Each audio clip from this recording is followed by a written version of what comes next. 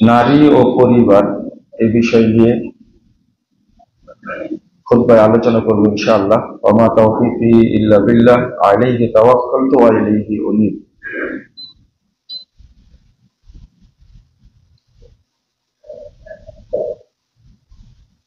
একজন পুরুষ এবং নারীর পবিত্র বিবাহ বন্ধনের মাধ্যমে একটি পরিবার গড়ে ওঠে।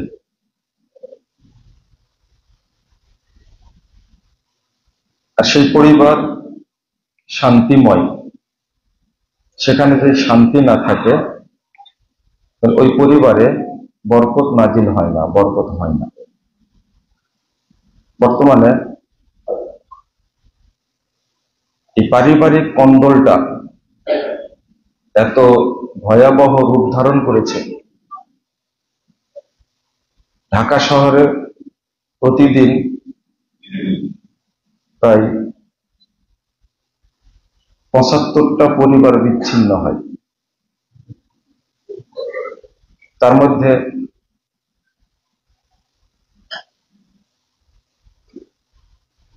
৯৩% হয় নারীর পক্ষ থেকে, আর ৭% হয় পুরুষের পক্ষ থেকে। এই রিপোর্ট কাজী অফিসের পক্ষ থেকে দেওয়া হয়েছে। এর মৌলিক কারণ পারিবারিক অশান্তির কারণ, এটা পর্যালোচনা হওয়া উচিত। যদিও বর্তমান প্রগতিশীল নারী সমাজ এই আলোচনায় খুব ক্ষুব্ধ হবেন, তবে আমার এই আলোচনা তাদের জন্য যারা পরকালে সফল কাম হতে চায়, যারা জান্নাতমুখী মানুষ তাদের জন্য। যারা দুনিয়াতেই সবকিছু শেষ করতে চায়, দুনিয়াকে বেশি মূল্য দেন, তাদের জন্য আমার এই আলোচনা না।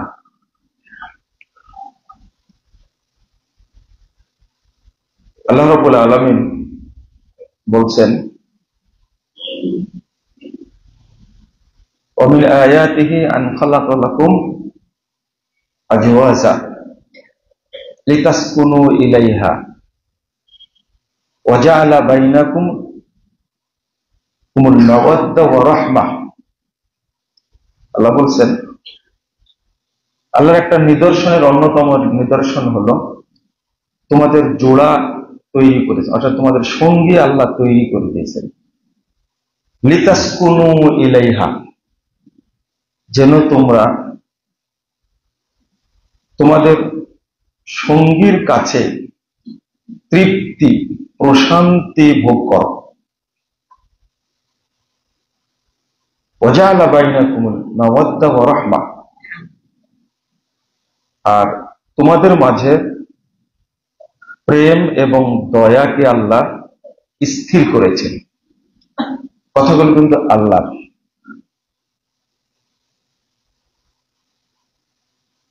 আপনার স্ত্রীর মাঝে আল্লাহ এত পরিমাণ প্রশান্তি, প্রেম,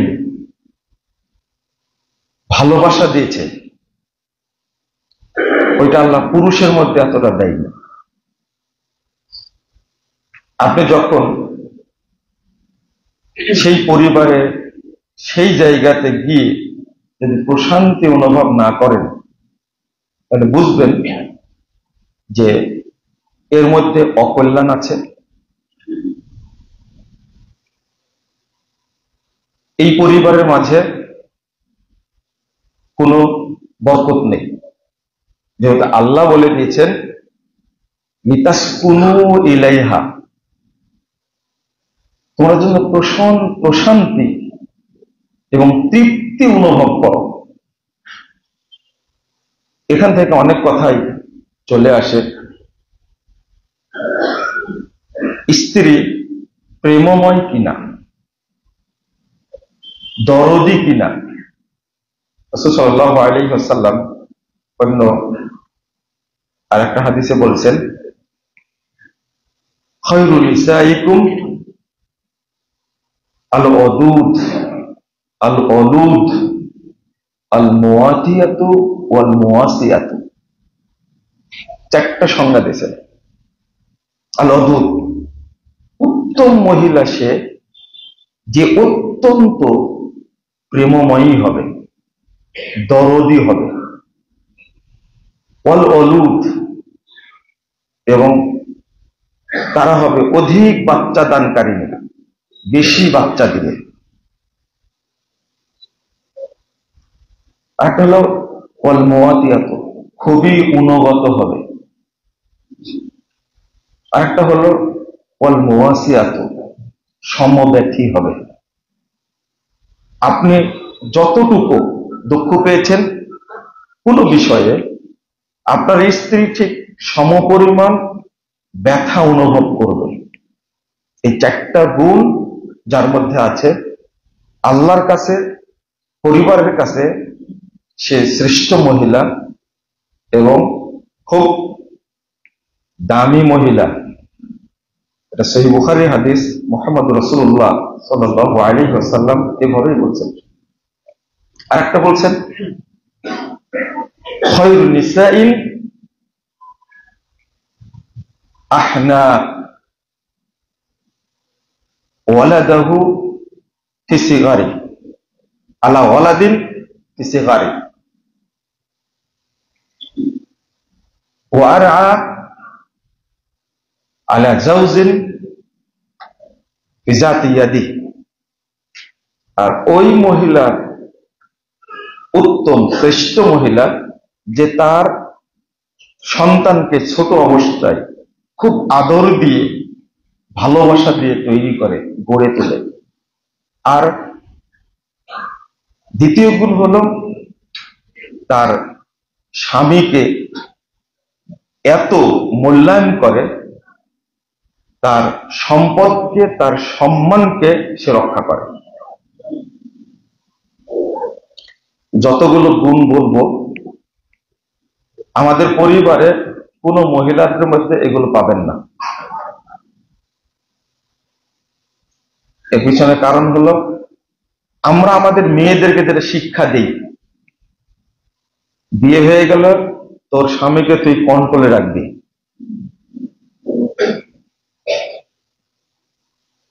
যেন সবসময় তার বাপ মায়ের দিকে ঝুঁকে না যায়। অনেক পরিবার ওই যে তাবিজও করে, এই জন্য তোর কথা ছাড়া যেন কারো কথা না শোনে। এই শিক্ষাটা কিন্তু আমরা মেয়েদেরকে আগে থেকে দিই।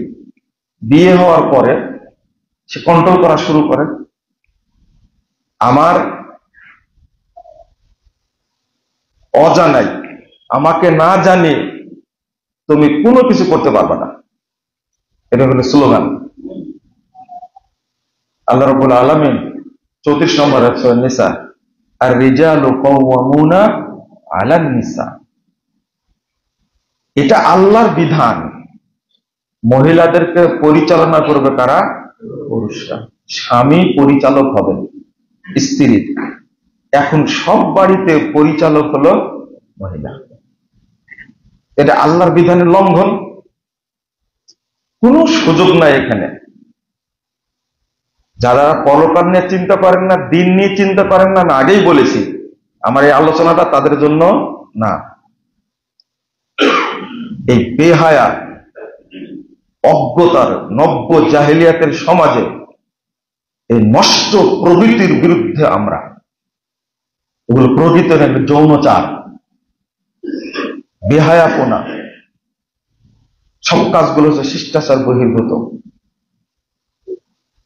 একটা মেয়ে কতবার ধর্ষিতা হচ্ছে, এরপরেও তার মনে কোনো অনুশোচনা নাই। আবার হাজারো মহিলাকে সে রাস্তায় নামানোর চেষ্টা করছে। আপনাদের পাশে মানিকগঞ্জের এক মহিলা নাকি 18 জন পরিবর্তন হয়েছে। বৈধ স্বামী না অবৈধ স্বামী, যেহেতু গণনা আছে, তাহলে বৈধভাবে হয়তো বিয়েটা হয়েছে, তাও তো 18টা হয়ে গেছে। তো এরপরেও আর আপনাদের খুব পরিচিত একজন কণ্ঠশিল্পী, যাদের আপনারা ফলোয়ার, তার নাকি 19টা হয়েছে, বেঁচে থাকা পর্যন্ত আরো কয়টা হবে, এগুলো সব বৈধ কথা বলছে, বৈধভাবে হয়েছে। আরো 1900 যদি হয়, একে কেউ তৃপ্তি দিতে পারবে মনে করেন? এই সমাজটা কি মানুষের সমাজ না পশুর সমাজ? এটা পশুর সমাজ। আর তাদেরকে আপনারা অনুসরণ করেন না। এই সমাজের বিরুদ্ধে অবস্থান করা লাগবে না? আপনি কিসের শিক্ষা? ওই শিক্ষাকে তো আগে মাটি দিয়েছি। মাস্টার্স পাস করে প্রফেসর হয়েছেন, ফুল প্রফেসর হয়েছেন, রিটায়ার্ড করেছেন, এত শিক্ষা অর্জন করেছেন, এখন আপনি খাড়া থেকে পেশাব করেন, এখন আপনি ওযুটাই করতে জানেন না। রাসূল সাল্লাল্লাহু আলাইহি ওয়াসাল্লাম এমনি বলেছেন, ইন্নাল্লাহা ইউবগিযু কুল্লা আলিমিন বিদ-দুনিয়া জাহিলিন বিল আখিরাহ। যারা দুনিয়াবী শিক্ষায় শিক্ষিত, প্রাজ্ঞ, অভিজ্ঞ, দিন সম্পর্কে অজ্ঞ, আল্লাহ এদের উপরে লানত বর্ষণ করেন। লানতের কারণেই তো বৃদ্ধ হয়ে গেছেন, ওযু করতে জানেন না, কোনো পরিচয় দেন মুসলিম, পুরো জীবনটা সে অপবিত্র, বিয়ে করেছে, স্ত্রী সহবাস করে, কিন্তু গোসলের পদ্ধতি না জানা থাকলে ও কোনোদিন পবিত্র হবে? ও জানেন অপবিত্র। সচিব হয়ে আপনার কি হয়েছে? আপনি বিচারপতি হয়ে আপনি কি উপকারটা হয়েছে? এই ডিগ্রির কোনো মূল্য আছে যদি আপনি পশুত্বের জীবনযাপন করেন? যে কথাগুলো বলছি, আমাদের বিরোধী হলে কথাগুলো শুনতে হবে। আমি আমার মেয়েকে যেভাবে তৈরি করেছি, কিভাবে তৈরি করেছি, যেভাবে নাটক দেখেন, ইন্ডিয়ান সিরিয়াল দেখেন, কি কি সব নাম বলে, এইগুলো দেখে আপনার মস্তিষ্ক যেভাবে সাজানো আছে, ওইভাবে নিজ সন্তানকে আমরা তৈরি করেছেন। এই মেয়ের মাধ্যমে এবং আপনার ছেলের জন্য যেটা নিয়ে আসবেন, উভয় পরিবারে কোনো শান্তি পাওয়া যাবে না, পশ্চিমকালেও না, এটা হতেই পারে না।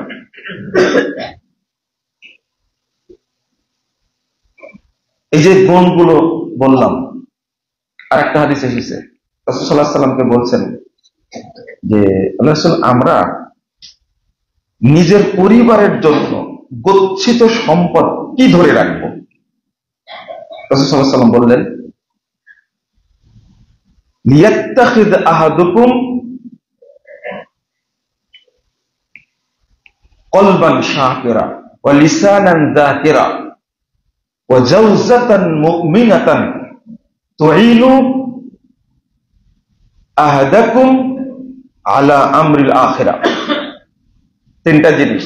একটা হলো গনিমত, যেটা তোমার জন্য অন্তরকে কৃতজ্ঞ রাখবে, জিহ্বাকে রাখবে সব সময় জিকির দ্বারা পূর্ণ করে। আর তোমাদের দ্বীনী স্ত্রী যে সব সময় তোমাকে আখিরাতের ব্যাপারে সহযোগিতা করে। আমাদের কোন স্ত্রী আখিরাতের কল্যাণের জন্য সহযোগিতা করে না, আমার মেয়েও করে না, আমার স্ত্রীও করে না। মানে ওই পাঠটা আমরা শিক্ষাই দেইনি। তো তাহলে পরিবারটা কিভাবে প্রশান্তিময় হবে, প্রশান্তি কিভাবে পাওয়া যাবে? অধিকাংশ পুরুষ চাই অফিসে সময় কাটাতে, অফিসে সময় কাটায়, যতক্ষণ বাড়িতে থাকবে ওই পুরুষের মাথাটা সে নষ্ট করে দেবে। 2 নম্বর, এরা 2 ভাগে বিভক্ত। এইদের মধ্যে ভালো শ্রেণী যেটা অত্যাচার সহ্য করে, বাহিরে সময় কাটায়, কিন্তু কোনো বাজে চরিত্র তার মধ্যে নাই। আর এক শ্রেণী ঘরে শান্তি নাই, তখন অন্য মহিলাদের সাথে কি দেয়, সময় দেয়। নাউযুবিল্লাহ। এটাই বেশি হচ্ছে এখন, এটাই বেশি হচ্ছে। আপনার ওয়াইফ চাকরি করে, তার বসের শত কথা শুনবে, কিন্তু আপনার একটা কথা সে শুনবে না।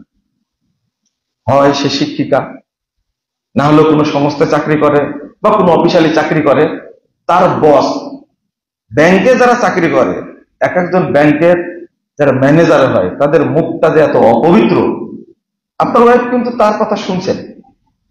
আর বসরা নাকি এরকম মুখ না থাকলে কর্মচারীদেরকে চালাতেও পারে না।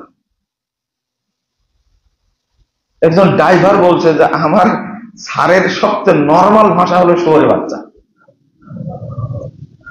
বুঝছেন?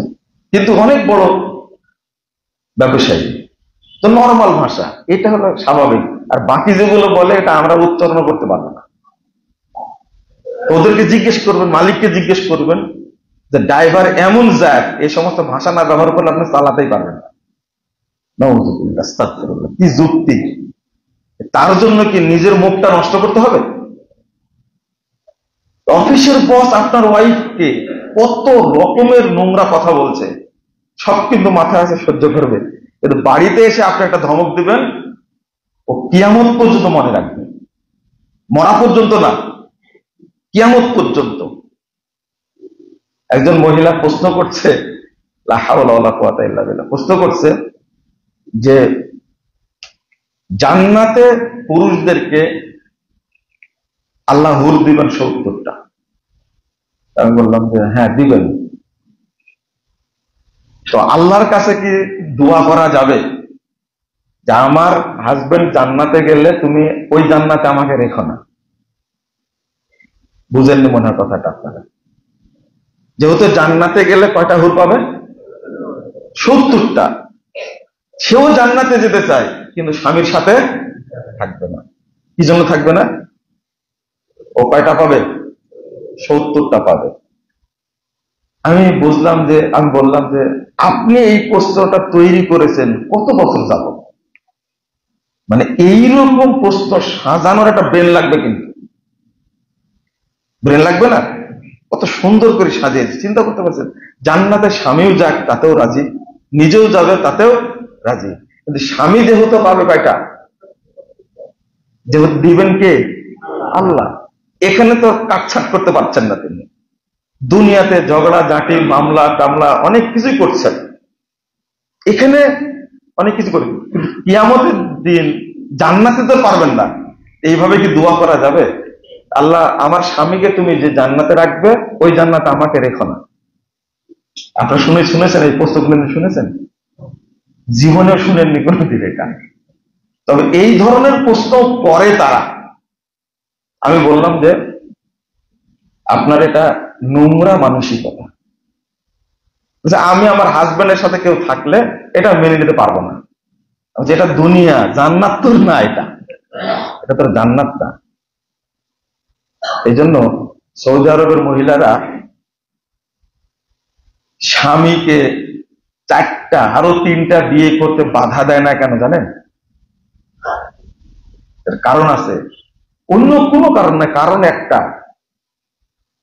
লাম ইয়াদখুলিল জান্নাতিদ দুনিয়া লাম ইয়াদখুলিল জান্নাতিল আখিরাহ। যে ব্যক্তি দুনিয়াতে জান্নাতে বসবাস করতে পারবে না, সে পরকালেও জান্নাতে ঢুকতে পারবে না।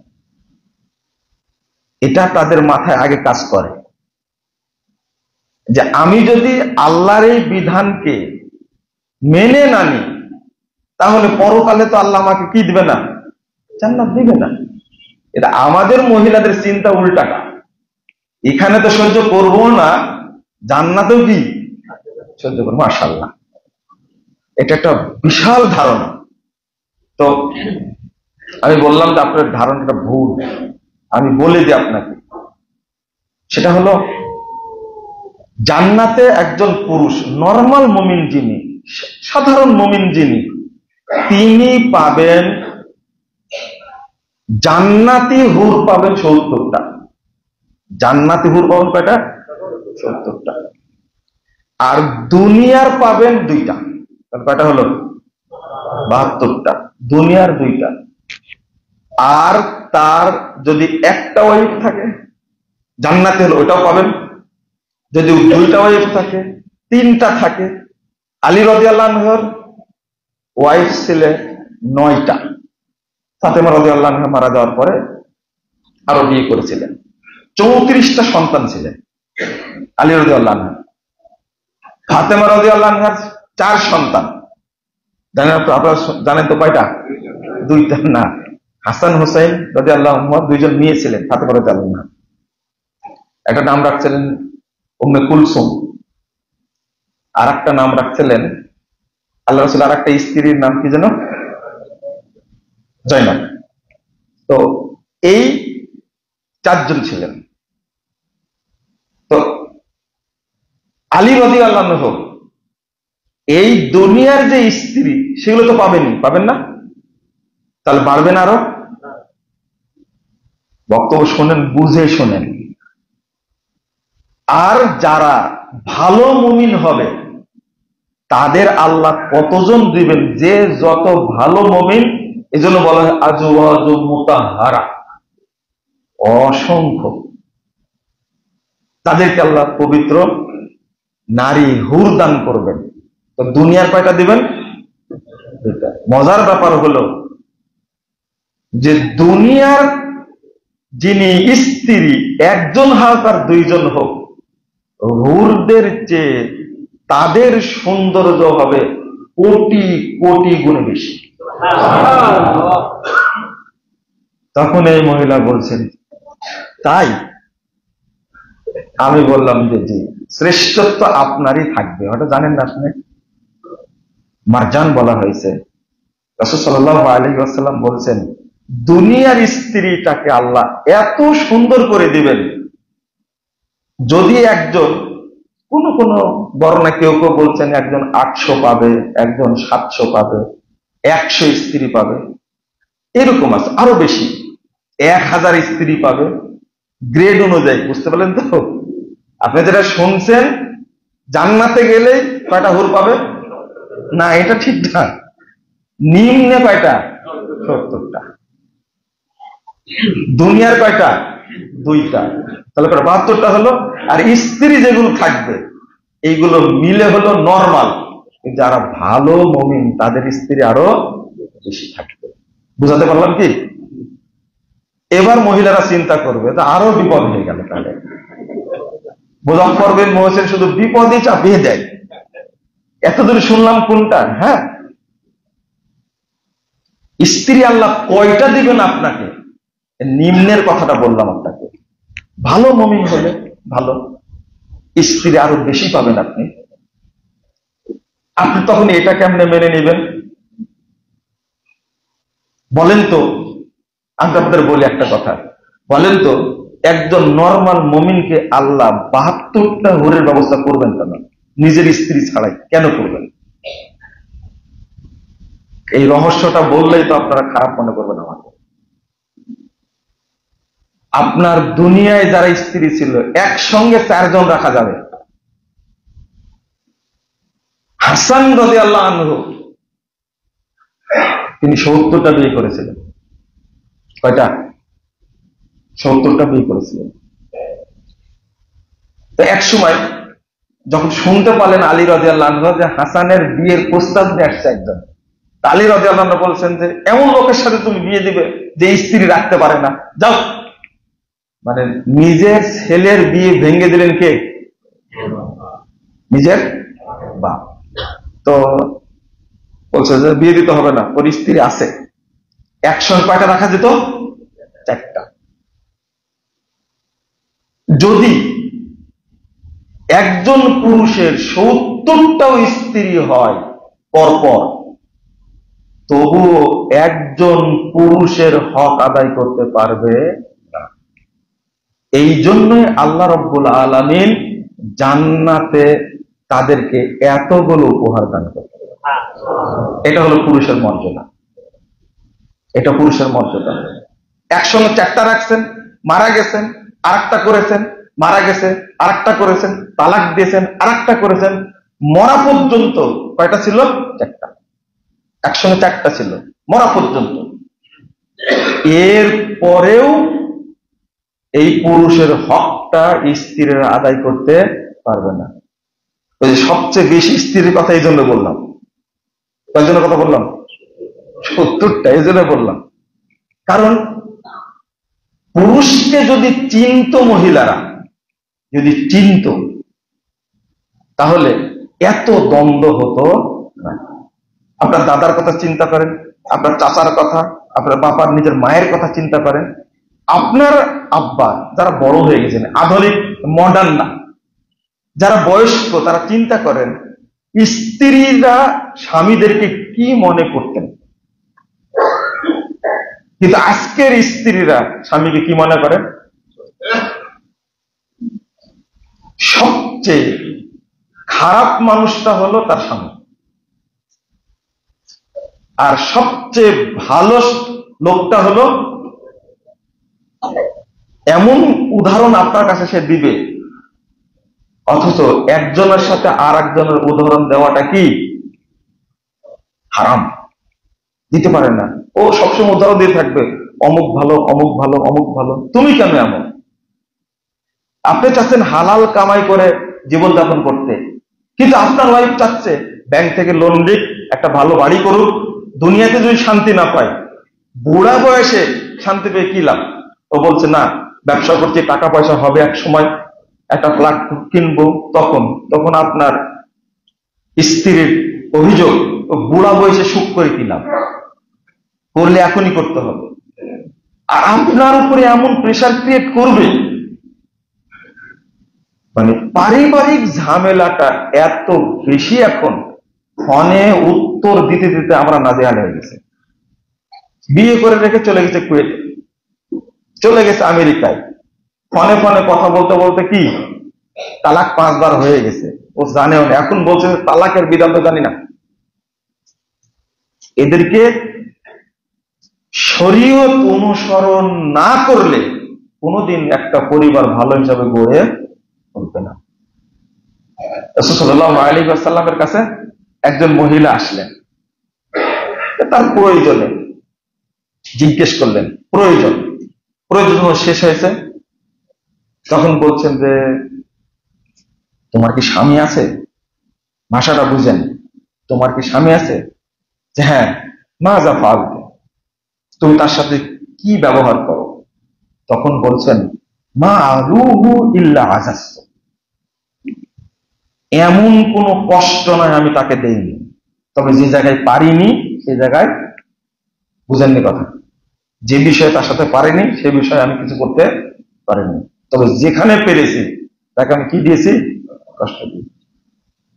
মাযা তাফআল ইন্নামা হুয়া জান্নাতুকা ওয়া নারুকা, তুমি এটা কি করছো? সেই তোমার জান্নাত, সেই তোমার জাহান্নাম। স্বামী তোমার জান্নাত, স্বামী তোমার জাহান্নাম। যখন এই কথাগুলো একজন ব্যক্তি শুনবে, 3টা হাদিস আসছে 3টা মহিলা থেকে। আমার জীবনে একটা ঘটনা ঘটছে।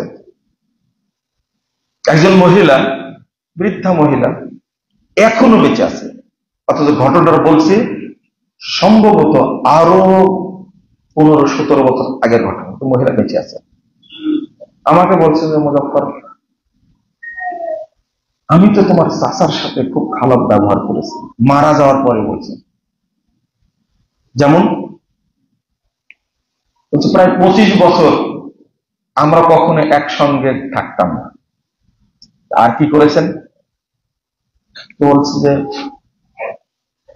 খাবারটা যখন দিয়েছি সামনে, তখন প্লেটটা রেখে এবং ঠেলা দিয়েছি, ঠেলা দিয়ে, বুঝেন তো, ঠেলা দিয়ে সামনে দিয়েছি। মারা যাওয়ার পর থেকে আমার মনটা ভেঙে যাচ্ছে। আমি এই হাদিসটা শোনাই দিলাম, তাই তওবা করেন আল্লাহর কাছে, আমি জানি না আল্লাহ মাফ করবে কিনা।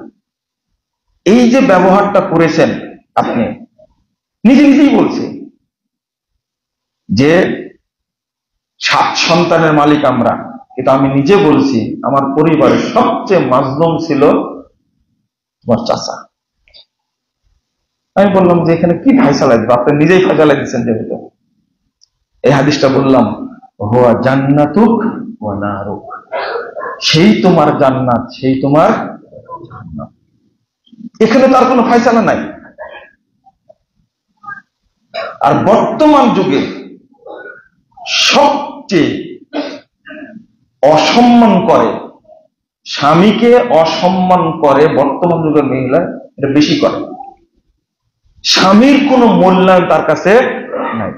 হ্যাঁ, আমি এটাও বলছি আপনাদেরকে যে বহু পুরুষ আছে, বহু পুরুষ আছে যারা স্ত্রীকে কষ্ট দেয়।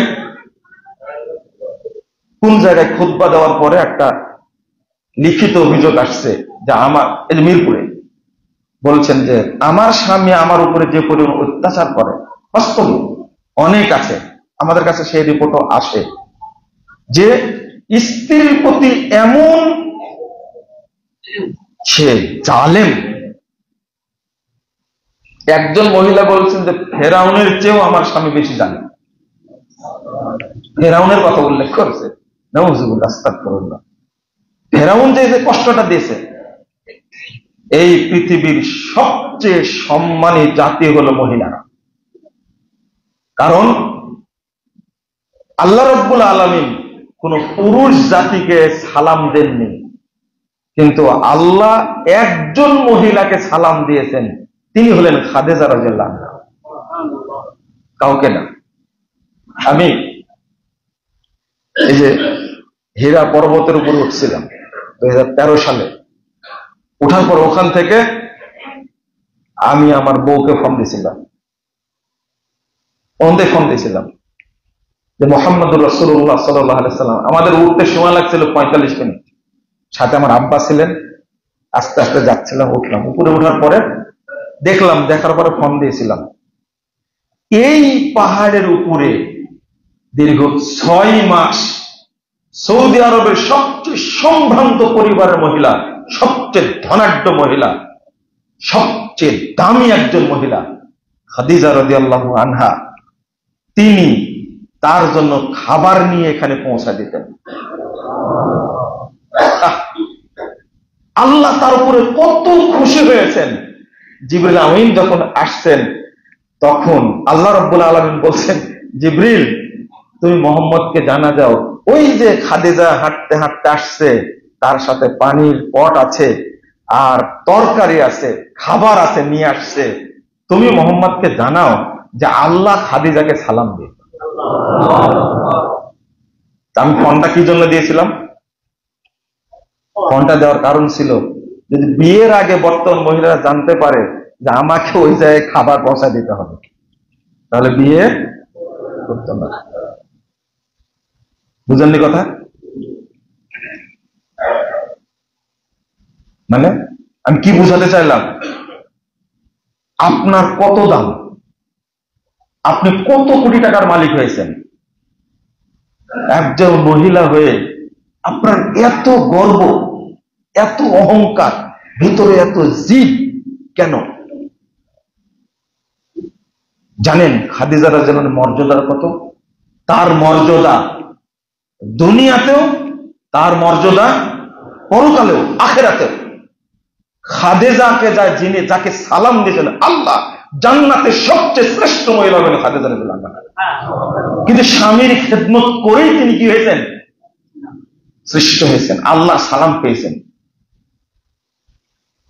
একটা দাজ্জাল মানুষের স্ত্রী হওয়ার পরেও ধৈর্য ধারণ করেছে।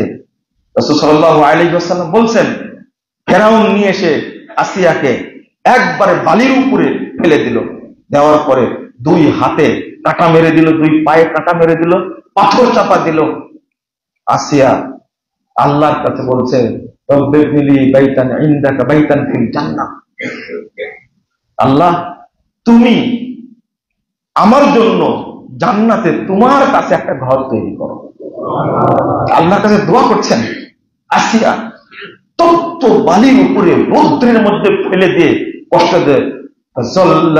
আলাইহাল মালাইকা, আল্লাহ রাব্বুল আলামিন ফেরেশতা পাঠিয়ে দিয়েছেন আসিয়ার উপরে। ফেরেশতারা কোটি কোটি ফেরেশতারা পর বিছায়া ছায়া করে ধরে রাখছে। আয়াকশিবুল হিজাব, আল্লাহ রাব্বুল আলামিন পর্দা খুলে দিলেন। ফারাগাত বাইতান ফিল জান্নাহ, জীবিত অবস্থায় থাকতে আল্লাহ রাব্বুল আলামিন তাকে জান্নাত দেখালেন। আসিয়া জান্নাত দেখলেন, মরার আগেই সরাসরি জান্নাত দেখেছেন একজন মানুষ, তিনি হলেন মহিলা, তিনি হলেন আসিয়া। মহিলাদের মর্যাদা কি কম? কম না। রাসূল সাল্লাল্লাহু আলাইহি ওয়াসাল্লাম বলছেন, খায়রু নিসাইকুম, তোমাদের মধ্যে সবচেয়ে জঘন্য মহিলা হলো আল মুতাবাররিজাত, যারা শরীরকে প্রদর্শন করে, ওয়াল মুতাখায়্যিলাত, যারা অহংকারী জেদি, তারা হলো নিকৃষ্ট মহিলা। রাসূল ইন্নামাশ শুমু ফি সালাসা, তিনটা জিনিসের মধ্যে অকল্যাণ আছে। আল ফারাসু ওয়াল মারআতু ওয়াদ দার, একটা হলো ঘোড়া, ঘোড়া যদি কথা না শুনলে বিক্রি করে দিতে হবে। ওয়াল মারআ, দেখছেন এই মহিলার মধ্যে কল্যাণ নেই, তালাক দিয়ে দেবেন। আপনার কথা শুনলো না, এটা মহিলাদের কথা কিন্তু আমি বলছি। তুমি ট্রেনে উঠে দেখলে ভুল স্টেশনের দিকে আগাচ্ছ, তাহলে সামনের স্টেশনে কি করো? নেমে পড়ো। এটা মহিলাদের কথা, এটা মহিলাদের কথা, আমি পুরুষ হিসাবে বলছি। যদি পরিবার না টিকে, বুঝতে পারলে কি করবেন? এটাও সুন্নাহ, এটাও কি সুন্নাহ। রাসূল সাল্লাল্লাহু আলাইহি ওয়াসাল্লাম বিয়ের মজলিসে কি করে দিয়েছেন? শুধু একটা কথা বলেছিল, শুধু একটা কথা বলছে মহিলা, যে তুমি রানীকে বিয়ে করার সাহস রাখো কি করে? আল্লাহ রাসূল আরেকবার চেষ্টা করলেন, তখন বলছে আউযু বিকা বিল্লাহ, তোমার কাছ থেকে আল্লাহর কাছে কি চাই? পানা চাই। তুমি খুব সুন্দর জায়গায় কি চেয়েছো? আশ্রয় চেয়েছো। সাহাবীকে বললেন, ওকে নিয়ে যাও, বিয়ে হবে না। একবার বিয়ের মিটিং এ শরীয়ত এইরকম, যার মধ্যে অকল্যাণ আছে তাকে পুষে লাভ কি? বুঝেননি কথা?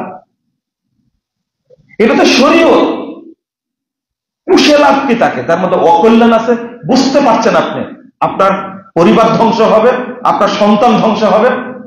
একজন বৃদ্ধ মানুষ বলে দিলেন যে একজন বন্ধু বলেছিল যে একটা মেয়ের কারণে তুমি দুটার জীবন নষ্ট করবে, কিন্তু বাকি সব বন্ধু বলেছিল বাচ্চা পেটে আসছে, রাখো, একসময় ভালো হবে। কিন্তু আজকে 28টা বছর গেল, আজও ভালো হয়নি। 29 বছরের মাথায় আমাকে শেষ ছেড়ে চলে গেল। 3 জন নিয়ে 2 জন ছেলে রেখে চলে গেল। কয় বছরের পরে? 29 বছরের মাথায়। পরবর্তীতে আমার চেয়ে 26 বছরের ছোট মেয়েকে বিয়ে করলাম। এখন আমি হাদিসটা পেলাম, কুরআনের আয়াতটা, নিতাসকুনু ইলাইহা, মহিলারা যে এত প্রশান্তি, শান্তিময়, এদের মধ্যে আল্লাহ এত দরদ রহমত দিয়েছে। 29 বছর পরে এটা অনুভব করলাম। এটা কুরআনের আয়াত, তো আমার কথা কি? এটা কুরআনের আয়াত, এটা আপনি অস্বীকার করতে পারবেন না। আর যদি বলেন আপনি কোরআন বুঝেন না, আমার সাথে দেখা করে আপনার কাছ থেকে বুঝ নেওয়ার চেষ্টা করব। এটা কোরআনের আয়াত। আপনাকে গনিমত হতে হবে। আল মুতাবাররিজাত, রাসূল সাল্লাল্লাহু আলাইহি ওয়াসাল্লাম বলেন, ইয়াকুনু ফি আখিরিজ জামান, শেষ জামানায় লোক আসবে, ইয়ারকাহুন কাশবাহির রিজাল, তারা গাড়িতে চড়ে মসজিদে যাবে, ওয়ায়ানজিলুনা আলা বাবিল মাসাজিদ, সব মসজিদে বড় বড় গাড়ি নিয়ে। আর আশবাহির রিজাল মানে যে গাড়ির চাকাটা উঁচু, পাঁচেরও গাড়ি, বুঝেন তো, ল্যান্ড ক্রুজার, এই সমস্ত গাড়ি নিয়ে মসজিদে হাজির হবে, মনে হচ্ছে এই যুগের কথা বলতে, তাই না? 7083 নম্বর হাদিস মুসনাদ আহমদ। وهم كاسية عارية مميلة مائلة رؤوسهن بخت العجاف। রাসূল সাল্লাল্লাহু আলাইহি ওয়াসাল্লাম বলেছেন, কিন্তু তাদের মহিলারা, তাদের স্ত্রী, তাদের মেয়ে, তাদের বোন, তাদের মা হবে উলঙ্গ ল্যাংটা, ঘুরে বেড়াবে। আপনাকে দেখতে খুব সুন্দরই লাগে, কিন্তু বিয়ের মাজলিসে যখন দেখলাম, সি সি সি, এটা পরিবার না, একটা অপবিত্র জাহান্নাম। এটা কিভাবে? আপনি না নামাজ পড়েন, প্রতি মাসে উমরায় যান, আপনাকে দেখতে হাজির মতো লাগে, আর বিয়ের অনুষ্ঠানে আলেমদেরকে দাওয়াত দিয়ে আপনি অপমান করেন এইভাবে। একবার নর্তকী সাজায় রাখছে মেয়েটাকে, আস্তাগফিরুল্লাহ। আপনাকে মনে করতাম বড় একজন হাজী, বড় পরহেজগার, তাহাজ্জুদ পড়েন। রাসূল সাল্লাল্লাহু আলাইহি ওয়াসাল্লাম বলছেন, ইয়ানজিলুনা আলা আবওয়াবিল মাসাজিদ, মসজিদের কাছে যায় বড় বড় গাড়ি নিয়ে। এদের মহিলারা উলঙ্গ ল্যাংটা, বাড়িতে ওয়াইফাই দিয়ে, ডিশ লাইন দিয়ে, গান বাজনা দিয়ে, হিন্দি গান দিয়ে একবারে অপবিত্রতায় ভর্তি করে রাখছে। এটা কি? ইলানুহুন্না ফাইন্নাহুন্না মালুনাত। রাসূল সাল্লাল্লাহু আলাইহি ওয়াসাল্লাম বলেছেন, তোমরা তাদের উপরে অভিশাপ দাও, বলো আল্লাহ তাদেরকে ধ্বংস করুন। আগে দোয়া করতাম আল্লাহ হেদায়েত দান করুন, কিন্তু এই হাদিসটার পরে আর বলি না। এরা সমাজ নষ্ট করে। আপনার মেয়েকে গান শিখাচ্ছেন কিভাবে? এরই এক সময় বিয়ে হবে, আগে চলে গার্লফ্রেন্ড আর বয়ফ্রেন্ড, তারপরে কি চলে? Live together. 10 বছর পরে বিয়ের পিড়িতে বসে, 5 বছর পরে গায়ে হলুদ চলে, আর আগ পর্যন্ত কি হচ্ছে? আমি বলেছি না যে আগামীতে 10 বছরে বাংলাদেশের 50% সন্তান সব জারজ হবে, জারজ সন্তান হবে, জারজ। একজন বলছে বিয়ে হওয়ার আগে আমার 3টা হয়েছে, তাহলে আমি 10 বছর আগে 50% বলেছে, ভুল বলেছি, তাই না? আপনি বিয়ের আগে, আত্ম হওয়ার আগে যে সন্তান জন্ম নিয়েছে আপনার ওয়াইফের পেট থেকে, এটা কি সন্তান? জারজ সন্তান, বিয়েই হয়নি। কেমনে? এই যে 5 বছর যে তার সাথে থাকলো, প্রি টেস্ট চলে, এটা টেস্ট না, প্রি টেস্ট। আস্তাগফিরুল্লাহ, নাউযুবিল্লাহ, নাউযুবিল্লাহ। এই পরিবার নিয়ে জীবনে শান্তি পাবেন আপনি? অথচ একজন মহিলার সাথে আত্ম হওয়ার আগ পর্যন্ত মোবাইলে কথা বলা হারাম। কথা বললেই আপনার নৈতিক যেমন ক্ষতি হবে, তেমনি শারীরিক ক্ষতিও হবে। আচ্ছা, বাচ্চা হচ্ছে না কেন 10 বছর যাবত?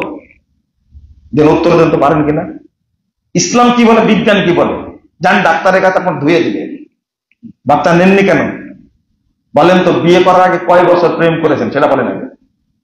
আপনার বাচ্চা হবে না, প্রশ্নই আসে না। এখন কি করবেন? টেস্ট টিউব বেবি নেবেন, তাই না? শুরু করে ইন্ডিয়ায় যাচ্ছেন, আপনি কি কনফার্ম ওই শুক্রপিঠটা কার? গরুর না ছাগলের? টেস্ট টিউব বেবির কতটা জানছেন আপনি? আল্লাহ আপনাকে দিচ্ছে না। হ্যাঁ, টুইন হয় কেন বলেন তো দেখি? টুইন বেবি হয় কেন? এই রহস্যটা জানেন না, পড়বেন। আমরা তো লিখে দিয়েছি, পড়েন। আমরা ডাক্তার না, কিন্তু লিখে দিয়েছে, পড়ে দেন, তথ্য দিয়ে দেখবেন। একজন ডাক্তার পড়ে বলছেন টেস্টে বেবির ব্যাপারে এত গবেষণা কখন করলেন? আমাদের গবেষণা করা লাগে না, আপনারা গবেষণা করেন। লা হাওলা ওয়ালা কুওয়াতা ইল্লা বিল্লাহ। এই সন্তানগুলো কি হচ্ছে সব? আপনি 100% কনফার্ম যে বেবিটা নিলেন আপনি, ওইটা আপনার ওয়াইফের। আচ্ছা, আপনার কাছ থেকে কনফার্ম সে কিভাবে নিল? বাচ্চা হবে, চুক্তি আছে না, কত টাকা দিলে দেয়? লা হাওলা ওয়ালা কুওয়াতা ইল্লা। আল্লাহ যেন আমাদেরকে মাফ করেন, আল্লাহ যেন আমাদেরকে হেদায়েত দান করেন। এই পরিবারকে বাঁচাতে হলে শরীয়ত মানতে হবে। কি করতে হবে? শরীয়ত মানতে হবে। পৃথিবীর কোন জাতি, কোন ধর্ম, কোন বর্ণ, কোন মতবাদ মানুষকে শান্তি দিতে পারেনি ইসলাম। অতএব ইসলামই মানতে হবে। আমেরিকায় প্রতি মিনিটে 3টা করে মহিলা ধর্ষিতা হয়। বাংলাদেশে হচ্ছে এখন। কেন হচ্ছে? বাংলাদেশ সব বিশ্ববিদ্যালয়গুলো যৌনপল্লী হয়ে গেছে। এটা কি জানেন আপনারা? প্রত্যেকটা হোটেল হলো যৌনপল্লী, কেউ খোঁজ রাখে না। আপনি ওই মেয়েকে বিয়ে করে যে সন্তানটা জন্ম দিবে ও কি পবিত্র হবে না অপবিত্র হবে? সবগুলো যৌনপল্লী হয়ে গেছে। এখন তো আরো হয়েছে, এখন তো প্রশাসন একটা লাগাম ছাড়া। এখন যান বিশ্ববিদ্যালয়ে যান, আপনাকে চোখ ঢেকে যেতে হবে, দেখতে পারবেন না। আল্লাহ যেন এই ফিতনা থেকে আমাদের হেফাজত করেন। আমরা মুমিন হয়ে মরতে চাই এবং আল্লাহর কাছে সন্তুষ্টি পেতে চাই এবং জান্নাতে যেতে চাই। আল্লাহ তুমি আমাদের কবুল করো। আল্লাহ যেন আমাদের পরিবারগুলোকে হেফাজত করেন। আল্লাহ যেন আমাদের পরিবার রহমত নাজিল করেন। বারাকাল্লাহু ফিকুম ওয়া জাযাকুমুল্লাহ খায়রা।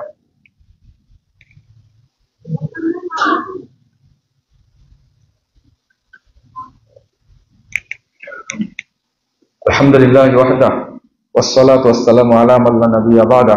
আল্লাহুম্মা সাল্লি আলা মুহাম্মাদ ওয়া আলা আলি মুহাম্মাদ কামা সাল্লাইতা আলা ইব্রাহিম ওয়া আলা আলি ইব্রাহিম ইন্নাকা হামিদুম মাজিদ। আল্লাহুম্মা বারিক আলা মুহাম্মাদ ওয়া আলা আলি মুহাম্মাদ কামা বারাকতা আলা ইব্রাহিম ওয়া আলা আলি ইব্রাহিম ইন্নাকা হামিদুম মাজিদ। اللهم اغفر لنا وللمؤمنين والمؤمنات والمسلمين والمسلمات والأحياء منهم والأموات. اللهم أعز الإسلام والمسلمين. اللهم أعز الإسلام والمسلمين. اللهم أنجِ المستضعفين من المؤمنين في كل مكان.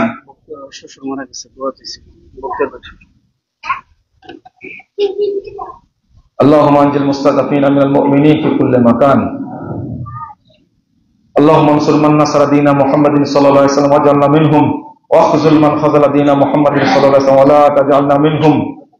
اللهم عن الكفرة والفجرة والمبتدة واليهود والنصارى والمشركين. اللهم عن الكفرة والفجرة والمبتدة واليهود والنصارى والمشركين. اللهم شقق شملهم ومزق جمعهم وخرب بنيانهم ودمر ديارهم وانزل بهم بأسك الذي لا ترده عن القوم المجرمين. اللهم إنا نستعينك ونستغفرك ونتوب إليك ونثني عليك الخير. اللهم إياك نعبد ولك نصلي نرجو رحمتك ونخشى عذابك إن عذابك الجد بالكافرين ملحق. اللهم عن الكفرة والفجرة والمبتدة واليهود والنصارى والمشركين.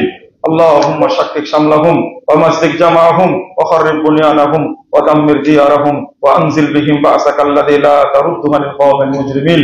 اللهم اشدد وطأتك على اليهود والنصارى والمشركين. اللهم اشدد وطأتك على اليهود والنصارى والمشركين. اللهم